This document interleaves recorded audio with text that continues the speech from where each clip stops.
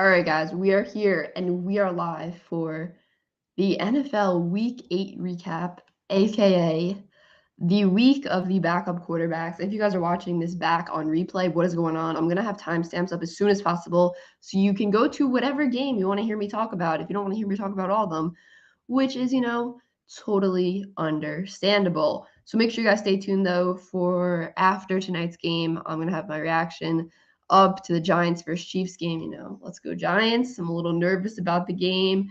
Dalton, what is going on? Dalton using the custom emoji. I can't see it, but I can see that it's the emoji. This is what it comes up for me, Dalton. Dalton is a member. Appreciate you, Dalton. We had an awesome Dalton. I almost said we had an awesome Dalton live stream. We had an awesome members only live stream. Dalton was there. Appreciate it. We had a very fun talk about PlayStations. What is going on, Sad Falcons?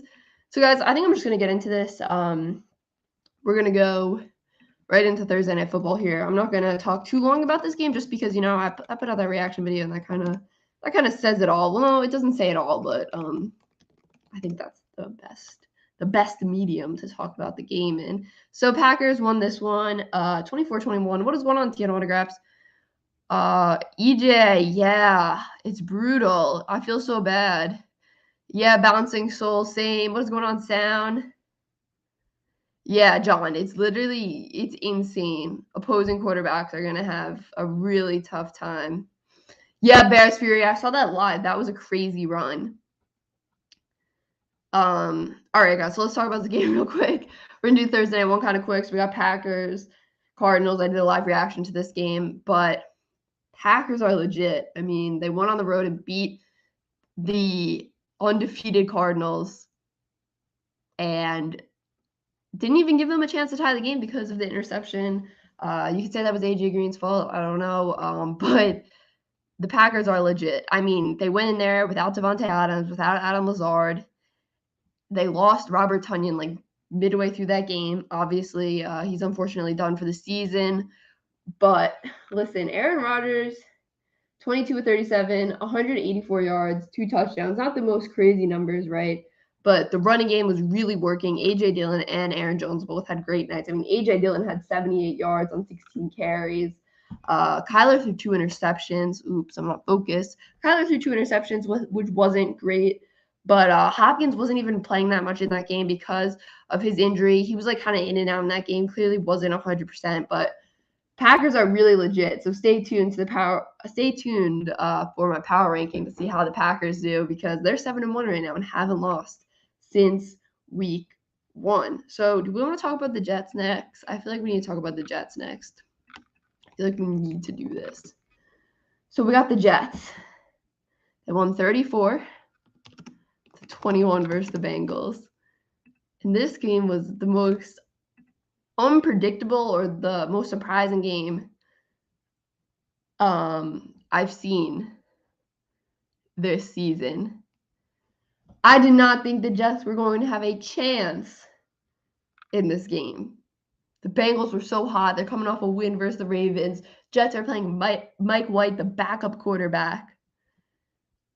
And oh my gosh, they win this game. They were down 11 with 4:43 left in the game. The Jets were. Like, this comeback was like a legit comeback. This wasn't. Wait, I think I put the score in wrong. Yeah, I was going to say I put the score in wrong. That was a typo. I was going to say, wait, it wasn't that far apart. Yeah, 34-31. Yeah, so the Jets were down. Oops, where did my banner go? Yeah, the Jets were down. What's going on, Cody? The Jets were down big in this game. I mean, not big, but big with not a lot of time left. And what is going on, Michael? It went good. How about how was your Halloween, Michael? But the Jets, what a way to do it. It was honestly, I watched this game back today and I was like, this was just nuts. I mean, they were down 11 with 4:43 left. Then, Lawson, he gets this tip INT, like he tips it up and then intercepts it. And then, they score after that. Mike White catches a 2-point conversion. They run like a Philly special type play. Mike White He goes, he catches the touchdown, or not the touchdown, the 2-point conversion. Literally just like nuts. Like what is going on? And then there was this unnecessary roughness call on Hilton on the Bengals, and that really extended the Jets' drive. Like they got a first down after that, and that almost like sealed the game for the Jets. Like that was a huge play. It was going to be 4th down, but it just let the Jets continue their drive. But I want to look at Mike White's numbers because they were like actually pretty insane. 37 of 45. 37 of 45. 405 yards, 3 touchdowns and 2 interceptions. And honestly, the interceptions weren't that bad. They were really deflections. They weren't really all on him. The thing is, this Bengals O-line did not look good in this game. If we're going to talk about this from a Bengals point of view, Bengals O-line did not look good. Jets, this is the way I expected the Jets defense to play last week versus the Patriots. They didn't, though. I mean, they give up over 50 points to the Patriots, but the Jets defense finally showed up again versus the Bengals and got big stops when they needed to.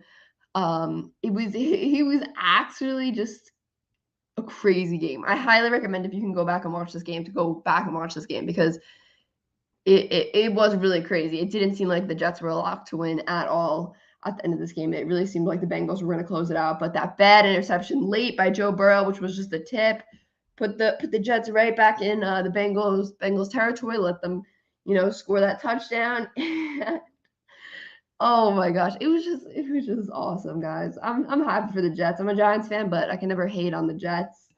They've been not so good for a pretty long time. Also, this Bengals defense really surprised me. I mean, Mike White, he was getting the ball out quick and taking what the defense gave him, but this Bengals secondary really did not play well. Like they were just allowing wide receivers to get too open. Like I said, Mike White basically shredded the secondary, 37 to 45. Like that shouldn't happen. I don't know how that happens. I don't know how you go from beating the Ravens by so much to losing versus the Jets. But maybe it's this thing when you like lose to the Jets, then you're good again because the Titans lost to the Jets, right? And now look where the Titans are. They're like one of the best teams in the AFC. Now the Bengals have lost to the Jets. Now, maybe now they're going to turn into the Titans and be like a very good team. I don't know, but crazy game. You love to see a crazy game like that. There was a lot of upsets this week. Next game we'll do is, let's just go to the Carolina game. So this game honestly wasn't the most interesting. There was like no touchdowns. I mean, there were touchdowns in this game, but it was so many field goals in this game. Carolina 19, Atlanta. Wait, I don't know why I wrote Carolina. I usually do the names instead of the cities. Panthers 19, Falcons 13. So this was not the most exciting game. There was like so many. I think Carolina hit 4 field goals. Let me see this. 1, 2, 3, 4. Yeah, they only had 1 touchdown, and that was in the 4th quarter. The Panthers' first touchdown came in the 4th quarter. I mean, yes, they still won the game, but oh my gosh. Obviously, the Falcons only had 1 touchdown too. But just what a not so exciting game. Listen, Sam Darnold didn't get sacked though in this game. That's an improvement from last week, where they were definitely having issues protecting Sam Darnold. He didn't get sacked.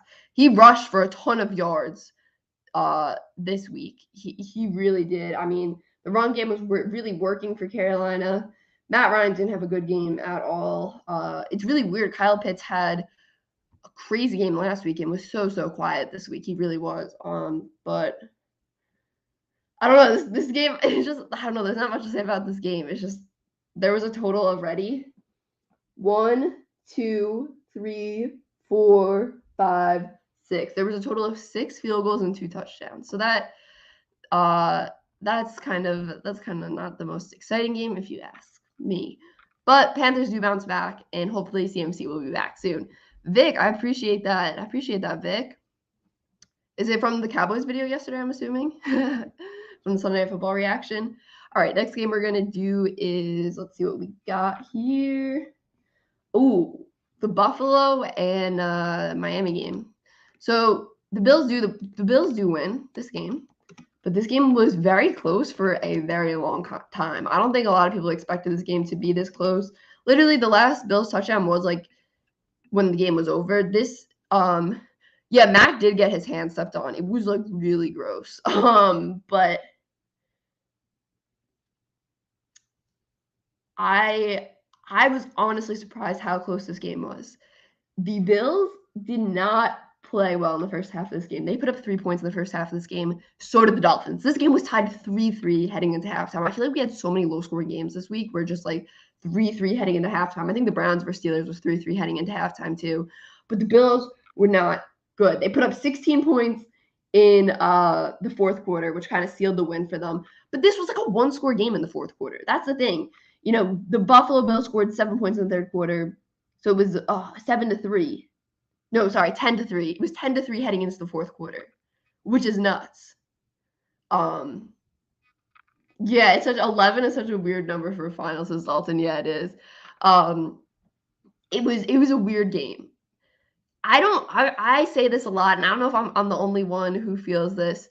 I feel that Josh Allen, they're doing too much with him. They had Josh Allen throw the ball 42 times. He completed 29 of 42 attempts. But they also had him run with the ball 8 times. He was the leading rusher, and they only ran the ball, I think, like 15 times or something. Hold on, let me pull this up with their running backs. They had 8 and 7. That's 15 carries. They only had their running backs carry the ball 15 times. And you're having Josh Allen throw it 42 and also carry it 8 times. I just get nervous. You know, it's a long season. They're having Josh Allen do so much. And like I said, when Josh Allen runs with the ball, he takes hits. You know what I'm saying? Josh Allen is not really sliding. He's getting hit when he runs the ball. And I just feel like the Bills are asking Josh Allen to do a lot, especially when they weren't playing down. Why are you not running the ball when you're playing down? I mean, Singletary, he had 7 carries for 28 yards. Moss had 8 carries for 19 yards. I mean, I don't know. I just feel like they need to try to establish the run a little more. I don't know. Does anyone else feel like they're just doing too much with Josh Allen? Like, I don't know. Like, he's a great player, obviously. I'm not saying he's not. I just want them to protect him. You know what I'm saying? It's a long season. All right, guys. Oh, we got super chat. LA Lou, what is going on? Put you on the ball here. LA Lou, appreciate the super chat. LA Lou says, glad I caught you just in time. Your videos are getting better. Keep it up. I'm going to pound this into Night Falls on Manhattan. Yes, I have to watch it. I know. I don't watch a ton of movies during the season, but in the off season, I definitely will. But I might watch it, like, you know, as the weather's getting colder and stuff. Like, not very social. It's cold out. But thank you, LA Lou. LA Lou's on the super chat ball. Here's the super chat ball. Anyone who gives a super chat goes on this ball, and it is pretty awesome. LA Lou is already on here.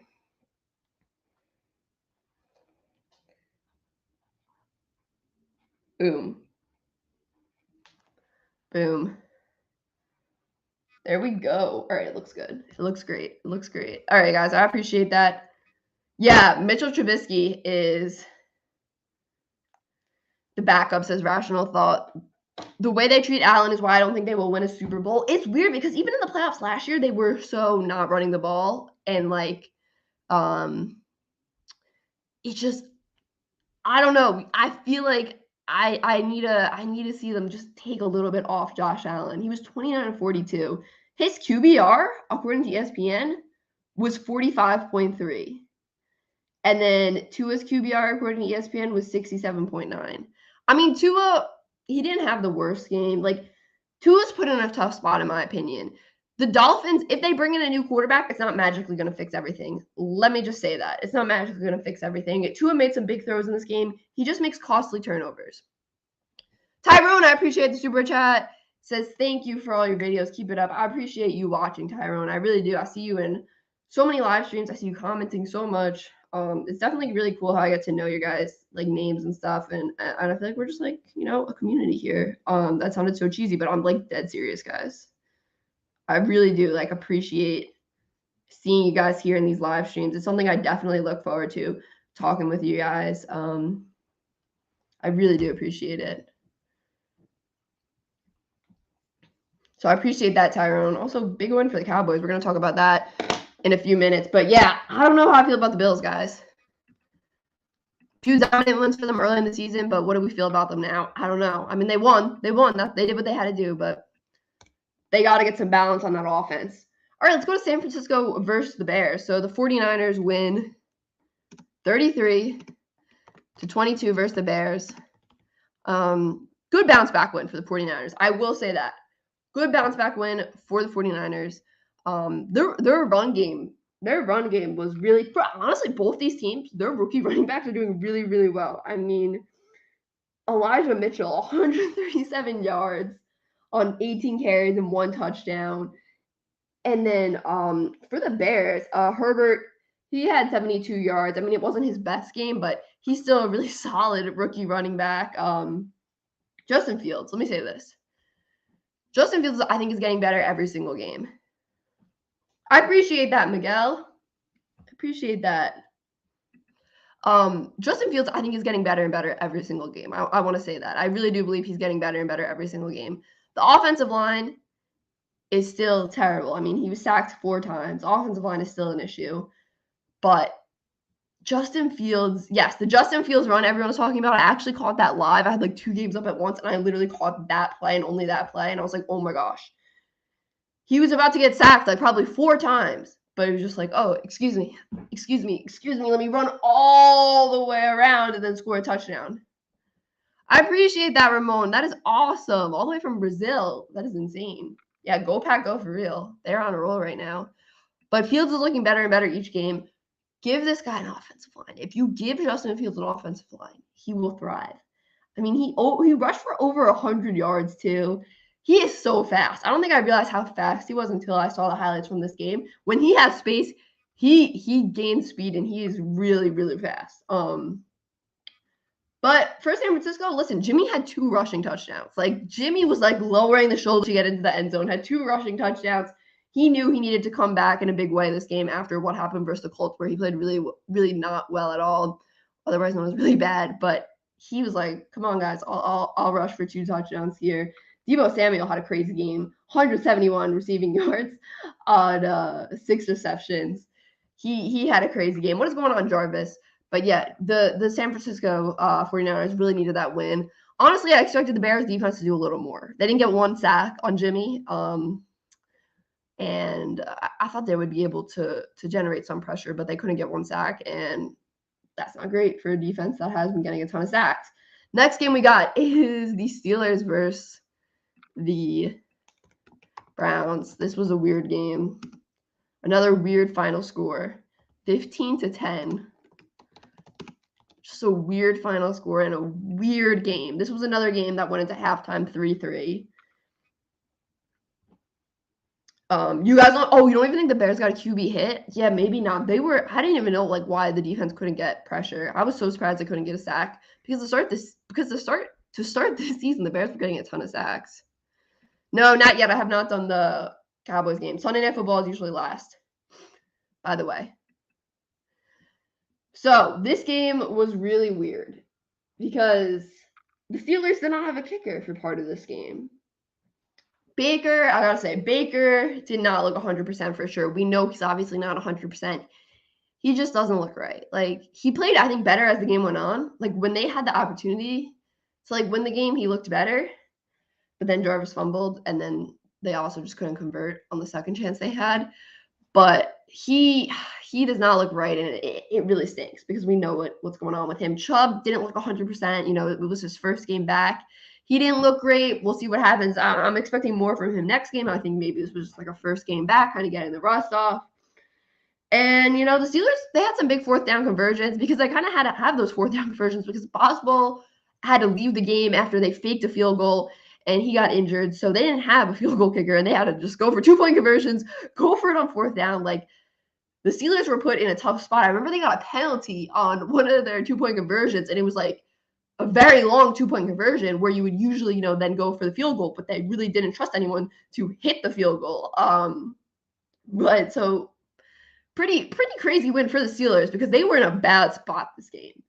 My issue with the Browns this season has been the offense, right? Even when they get in the red zone, I feel like they're not putting the ball in the end zone enough. They're settling for too many field goals.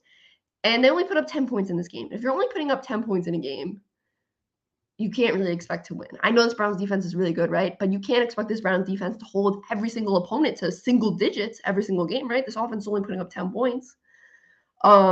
yeah, I feel bad for Baker. I don't know. Like, I don't know what to do. I don't know what they're going to do. Obviously, it's how he feels. We don't know how he feels. He's probably going to make that decision. They had 2 game-winning drive opportunities.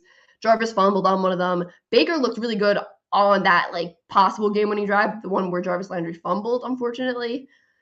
And then the second one, they couldn't convert. And yeah, I know I might be lagging a little bit here. I know my Wi-Fi. I know I might have just lagged there a little bit. Apologies, but listen, the Steelers are low-key making some noise now. This defense is really good. Big Ben makes some decent throws. Like Pat Freiermuth had this crazy touchdown catch in the end zone. Like if this was the ball, it was 4th down, right? This was to take a lead.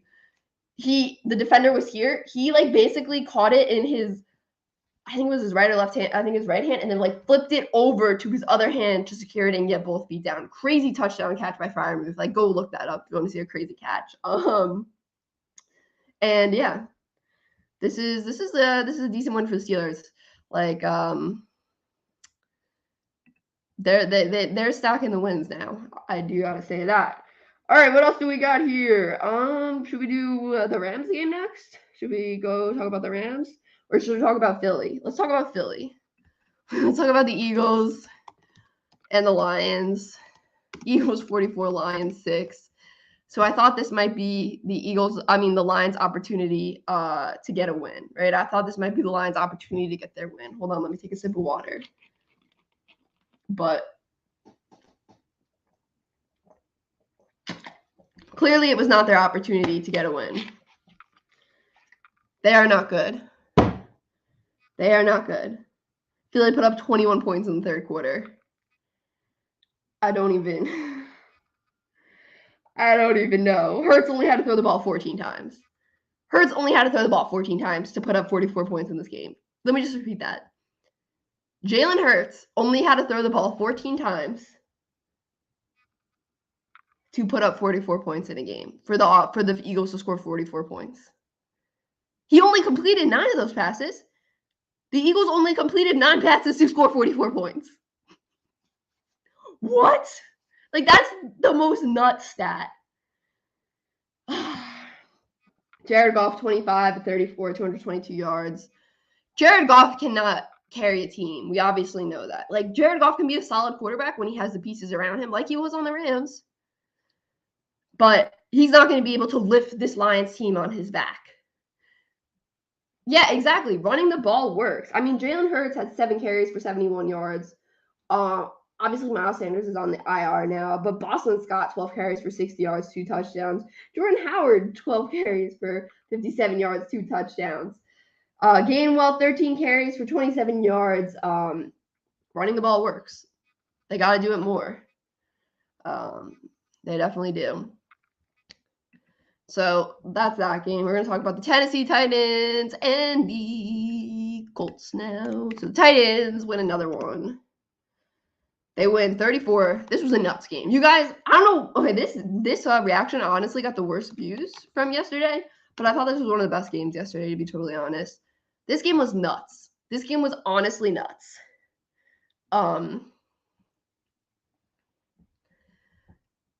It went into overtime, and it went deep into overtime. And even before overtime, Carson Wentz threw a pick 6 when they were trying to, win the game. This game was nuts. Go check out my reaction to this game if you want to see. I think it's a good reaction, a good game reaction. I was rooting for the Colts because I picked the Colts to have a good record at the beginning of the season, and I don't want to look silly. And now they're making me look silly. Carson Wentz, he plays so good all game, right? He plays great all game. And then it comes crunch time, right? And then it becomes time, you gotta be clutch here. Game-winning drive time. What does he do? He throws a pick 6. Like a really bad pick 6. Because Carson Wentz doesn't just throw normal pick 6s.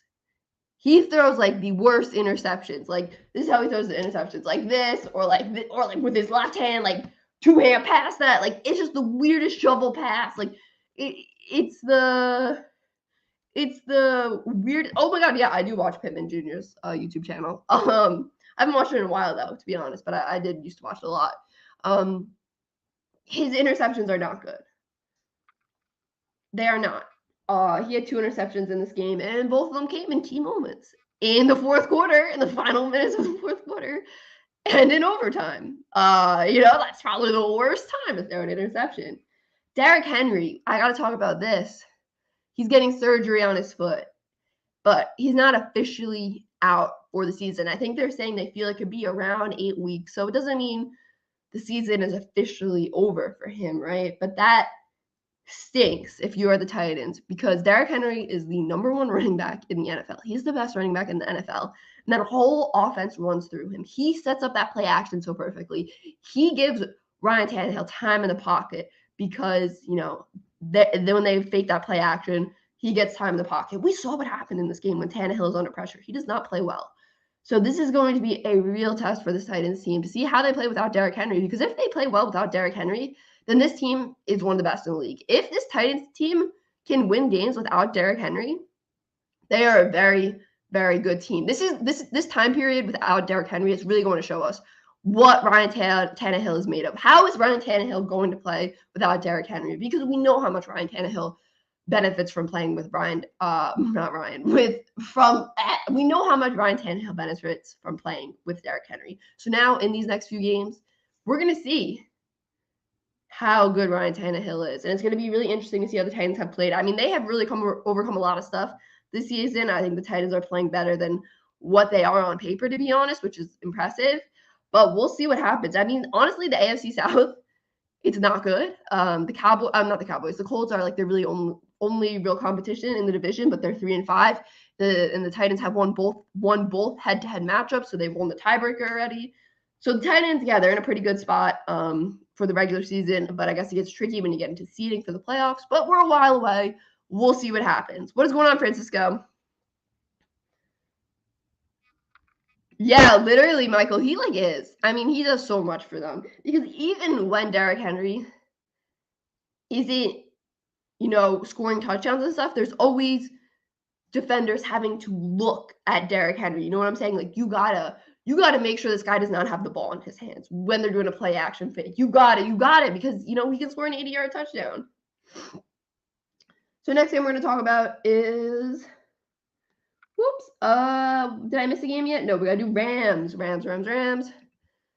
So yeah, this game, I got to be totally honest, I was watching this game back and I fell asleep. I was watching this game back in this chair and I fell asleep. So the Rams won 38-22 versus the Texans. Listen, the Texans didn't score till the fourth quarter. This game was basically over. This offense, it was really clicking in this game. The Rams offense was really clicking in this game. Henderson had some big runs, with a ton of yards. He was running hard. Stafford had time in the pocket, just easy, step back, 3-step drop, boom, boom, boom, all right, completion. They were just driving down the field. They didn't convert in the red zone, though, towards the beginning of the game. They were going for it on fourth down, didn't get it. But this defense didn't allow points till the fourth quarter after they were already up 38-0. So, I'm not too concerned about this team giving up points in the fourth quarter when they're already up by 38. But yeah. Rams 7-1. Only loss comes versus the Cardinals, and we all know they traded for Von Miller today. Go check out that video if you want to hear my thoughts on the Von Miller trade. I'll link it down below after this. I didn't link it down below, but once this live is over, I'll go link it down below. But the Rams are legit. The Rams, they are really legit. Stafford, casual, 305 yards, 3 touchdowns. All right, Seattle versus the Jaguars. So the Seahawks finally bounce back. Geno gets a dub, 31-7. Jaguars are not good again. I mean, they did win versus the Dolphins, but they weren't necessarily good. Appreciate it. It's a Giants sweatshirt.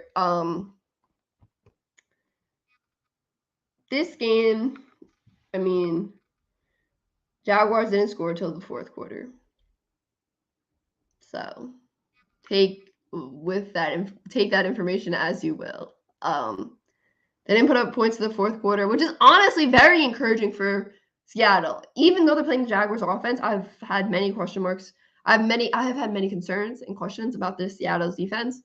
And for them only to give up 7 points in the fourth quarter, and that being the only number of points they give up. That's definitely encouraging for them. I don't care if it comes against the Jaguars. It's an encouraging sign for this Seattle defense. You take that if you're Seattle's defense. What is going on, Benjamin? Geno Smith, 20 of 24, 194 yards, 2 touchdowns. Trevor Lawrence, 32 of 54, 238 yards, 1 touchdown, 1 interception. It was not a good game for the Jaguars, to put it lightly. They didn't, honestly, Seattle didn't even run the ball a ton. They didn't even run the ball that much. Wait, a crazy stat? Tyler Lockett had 142 receiving yards, right? So he had more than half of Geno Smith's passing yards. That's nuts. All right, let's talk about the Chargers and the Patriots. So this was honestly a really surprising game for me. Patriots won 27-24. And honestly, the score wasn't even that close because the Chargers scored and then attempted an onside kick, and then the Patriots recovered, and the game was over. But hey, Lavelle, I appreciate it. I'm not sure what the super sticker is because I'm on StreamYard, so I can't see it, but it says super sticker. I appreciate the super sticker, though. If anyone wants to describe what the super sticker looks like, I'll put you on the ball, though, Lavelle. And you're on here, too.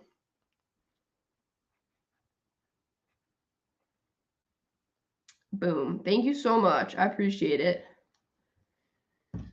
So, this is really filling up. Look at this.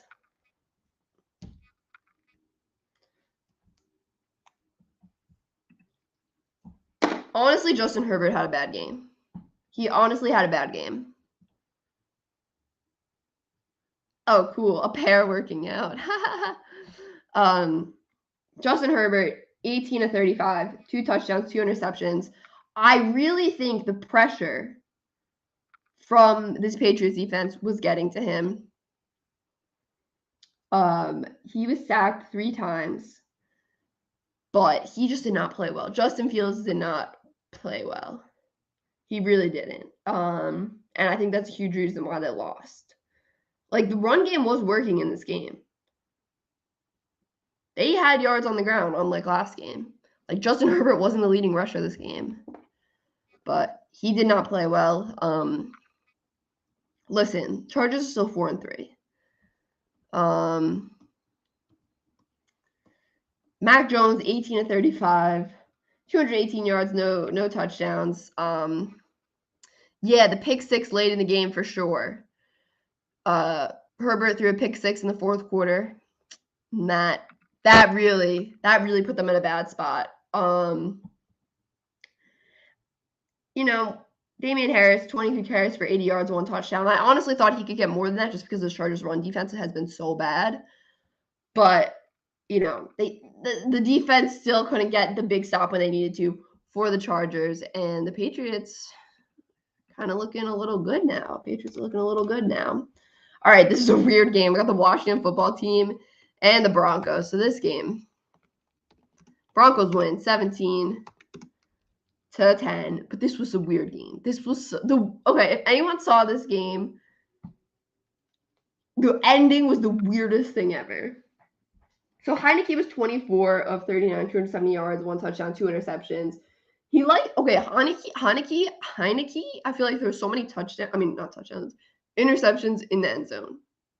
I don't know why. I feel like the guy is just always doing that. He got sacked 5 times though, so that definitely made his day more difficult. And this Broncos defense finally looked better than they did last week versus the Browns on Thursday Night Football when they were literally playing the Browns backups, and this defense didn't look good at all. But the Broncos defense did look better. Yes, the Washington football team kicker, 2 kicks blocked. I don't know how that happens. Like, how do you do that twice in a game? Like, how does it not go higher? I don't know how that happens. But Heineke, I've said this. He's not your starting quarterback. He's not a franchise quarterback. He's the guy who's playing because Fitzpatrick is hurt. He is not the answer here. He's a good backup. He's a good quarterback to start for like 1, 2, 3 maybe 4 games, but he's not someone who should be starting full season, no offense to him. But the reason this game was crazy was because Heineke threw an interception late in the game. Like, I don't know, under 2 minutes left or something. Let me see if I can actually find the exact time. If I go to play-by-play. Okay.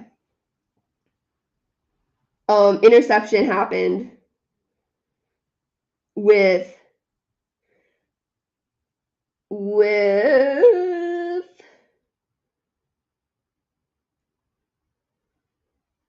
okay, the interception happened with 49 seconds left, right? So Heineke, he's trying to lead them on this game-tying drive, right?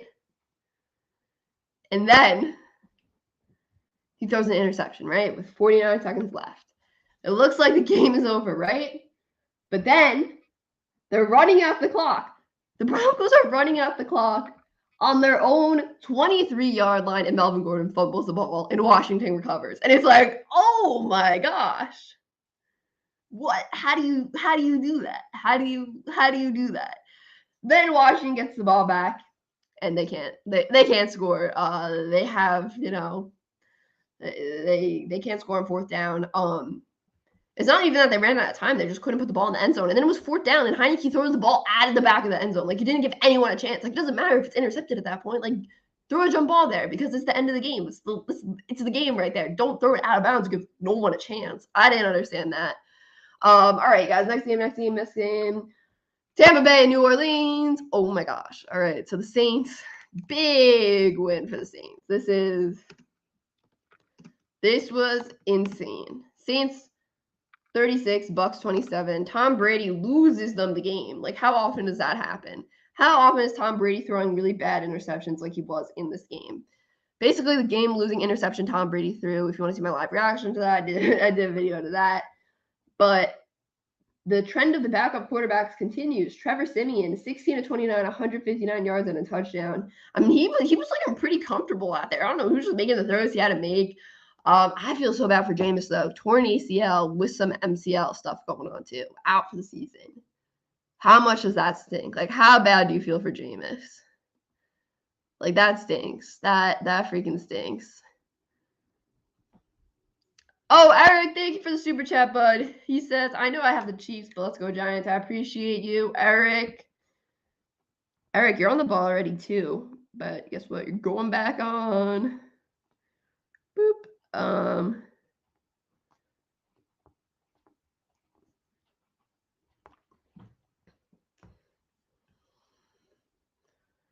mean, the crazy thing is Tom can still throw an awesome deep ball. It's like literally nuts, but that pick six is bad. Like, Tom just came back to earth in this game. I think it was the real thing. Like, he still threw 4 touchdowns, but he threw 2 interceptions. It seemed like every single game he was throwing 4 touchdowns, no interceptions. But he threw 2 interceptions, and those 2 interceptions led to the Saints' points. One of them was a pick six. One of them led to, a Saints scoring drive. And I just feel bad for Jameis, honestly. That stinks. But we'll see what Trevor Siemian can do. The thing is, the Saints defense is really good. The Saints defense can carry this team. Like, I know you don't have your starting quarterback. That's a huge disadvantage, right? That stinks. But we saw Trevor Siemian play well. And the Saints defense has been really leading this team to win. So I don't think the Saints season is anywhere, close to being over. Oh my God, KB, you didn't have to do this.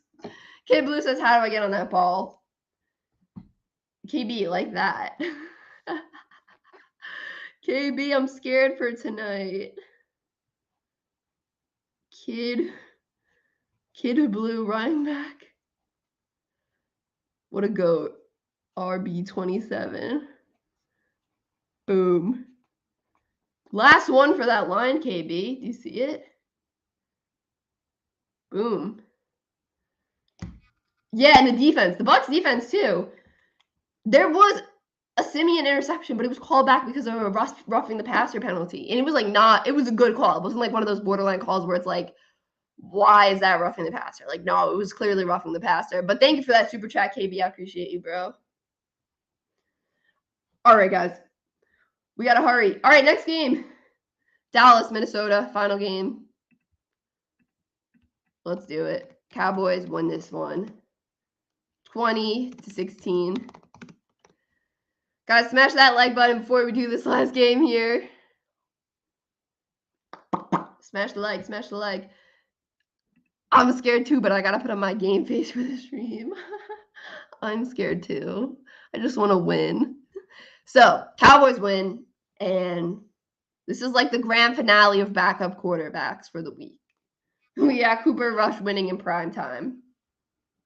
That's the final boss of the franchise quarterbacks. That's the final boss of the backup quarterbacks this week. Cooper Rush winning in prime time. That's the final boss that the backup quarterbacks had to do this week, and Cooper Rush defeated the final boss. And listen, his stats weren't the prettiest, 24-40, but he threw for 325 yards, 2 touchdowns, 1 interception, and he led them on the game-winning drive, and he made the plays when he needed to, and that's what matters. I mean, Amari, 8 receptions, 122 yards, 1 touchdown. That was the game-winning touchdown that he caught. That juggling catch was actually insane that Amari made, like on the sideline where it bounced off Breland and he like caught it. That was nuts. I was like, whoa. You know Dallas is really legit now when they win in primetime with a backup quarterback. Like, I do have to say that. You know Dallas is legit when they win with a backup quarterback. The Vikings, honestly, they remind me of the Cowboys from last season a little bit. When they have those pieces on offense, like they have Dalvin Cook, they have Alexander Mattison, 2 really good running backs. They have Adam Thielen. They have Justin Jefferson. But Kirk Cousins is the issue. And the coaching is kind of an issue too. And the offensive play calling wasn't great last night for the Vikings. But they need to move on from Kirk Cousins. They really do. The Vikings really do need to move on from Kirk Cousins. And just this Dallas defense was flying all over the field last night. Just so many tackles for loss. So many great, like, one-on-one fundamental tackles. Like, where you're like, wow, that is a good, nice one-on-one tackle. Just no one's out here missing tackles. Everyone's getting their tackles. There were a lot of flags on that Vikings final drive. Not their final drive, like their second to last drive, like their game-winning drive. Or their game-tying drive. The drive that ended in the field goal. That drive had a lot of penalties on the Cowboys defense that I didn't really agree with. But they were able to overcome that, and the Cowboys are really legit now. It's just so crazy the turnaround that this defense has had under Dan Quinn. It's like literally insane the turnaround this Cowboys defense has had from last season to this season. And DeMarcus Lawrence isn't even playing right now. Like, one of the craziest turnarounds I've seen. Cowboys 6-1, haven't lost since week 1. So, do what you want with that information. But that's gonna be it for this live stream, guys. It's 8:00. Got to get ready for the Giants game. So, you guys, if you guys are subscribers who have notifications on, I don't know if you're gonna get a notification about the Giants game reaction because I might have uploaded more than 3 times in like 24 hours and then it stops sending a notification. So you might not get a notification, but check back for it. I'll tweet it out once it's up too on the SheGotSports Twitter. LA Lou with the final super chat here. LA Lou, I appreciate it. LA Lou says nobody had a bigger game than Mike White. He just needed a chance. Why did the Giants draft Kyle Lauletta instead of him? I ask myself all the time why the Giants drafted players instead of other players. LA Lou, I appreciate you. Thank you for that. As always, it's not necessary.